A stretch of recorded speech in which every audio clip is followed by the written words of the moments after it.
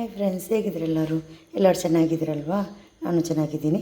ಇವತ್ತಿನ ನನ್ನದೊಂದು ರೆಸಿಪಿ ಏನು ಅಂದರೆ, ಒಂದು ಕಷಾಯ ಮಾಡೋದಕ್ಕೆ ಅದರಲ್ಲಿ ಏನೆಲ್ಲ ಪದಾರ್ಥ ಬೇಕು ಅಂತ ನೋಡುವ. 1 ಕಪ್ಪಷ್ಟು ಕಷಾಯ ಪುಡಿ ಮಾಡೋದಕ್ಕೆ ನಾನು ಏನೆಲ್ಲ ತಗೋತೀನಿ ನೋಡುವ. ಒಂದು ಇಡ್ಲಿ ಪಾತ್ರೆ ಇದಕ್ಕೆ ಮೊಲ್ಡು, ಅದರಲ್ಲಿ ಒಂದು ಕೊತ್ತಂಬರಿ ಬೀಜ ತೊಗೊಂಡಿದ್ದೀನಿ. ಆಮೇಲೆ ಸ್ವಲ್ಪ ಜೀರಿಗೆ, ಬಡಿಸೊಪ್ಪು, ಅರಿಶಿನ ಪೌಡರ್, ಕಾಳು ಮೆಣಸು, ಮೆಂತ್ಯಕಾಳು, 3 ಲವಂಗ ತೊಗೊಂಡಿದ್ದೀನಿ ನಾನು.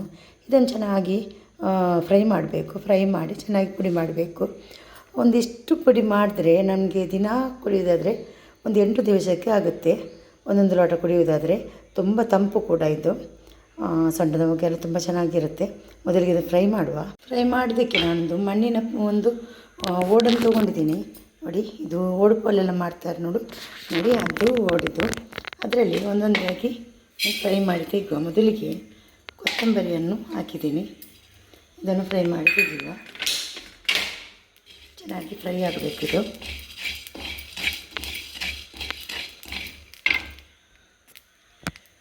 ಜೀರಿಗೆಯನ್ನು ಕೂಡ ಹಾಕ್ತಾಯಿದ್ದೀನಿ. ಸ್ವಲ್ಪ ಸ್ಲೋ ಮಾಡಿಟ್ಬಿಟ್ಟು ಫ್ರೈ ಮಾಡಿ ತೆಗೆಯುವ. ಇದಕ್ಕೆ ಜೀರಿಗೆ ಕೂಡ ಹಾಕುವ. ಜೀರಿಗೆಯನ್ನು ಇದಕ್ಕೆ ಹಾಕಿದ್ದೀನಿ. ಸಾಸಿವೆ ಕೂಡ ಇದಕ್ಕೆ ಹಾಕ್ತಾಯಿದ್ದೀನಿ. ಎಲ್ಲ ಒಟ್ಟಿಗೆ ಫ್ರೈ ಮಾಡಿ ಚೆನ್ನಾಗಿ ಫ್ರೈ ಮಾಡಿದ್ದೀನಿ.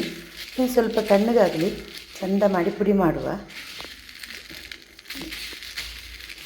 ಎಲ್ಲವನ್ನು ಮಿಕ್ಸ್ ಮಾಡಿ ಪುಡಿ ಮಾಡುವ. ಮಿಕ್ಸ್ ಜಾರಿಗೆ ಹಾಕಿದ್ದೀನಿ. ಇದನ್ನು ಪುಡಿ ಮಾಡಿದ್ದೀನಿ. ಒಂದು ಬಾಟಲಿಗೆ ಹಾಕುವುದು ನೋಡಿ. 1 ಬಾಟಲಿಗೆ ಹಾಕಿದ್ದೀನಿ ನಾನು.